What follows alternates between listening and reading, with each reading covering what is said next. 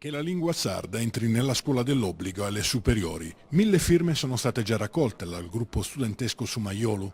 La petizione è stata presentata al rettore Attilio Mastino, a cui è stata sollecitata l'istituzione di 2 nuovi corsi di laurea destinati a formare insegnanti in lingua e letteratura sarda. Siamo nati circa un anno fa e ci vogliamo impegnare per quella che è la cultura della Sardegna, la lingua, la cultura, quella che sopravvive all'interno dei paesi più piccoli. Per un medico, ad esempio, sarebbe utile interloquire con un paziente utilizzando il suo linguaggio naturale. Parlare più diffusamente la lingua sarda contribuirebbe inoltre a tutelare il patrimonio culturale dell'isola, senza per questo alimentare processi di chiusura in un mondo dove la comunicazione avviene soprattutto in lingua inglese. Io penso che non ci sia nessuna contraddizione tra la conoscenza e l'uso dell'inglese e di tutte quante le lingue straniere che sono più utili in questo momento con l'uso del sardo.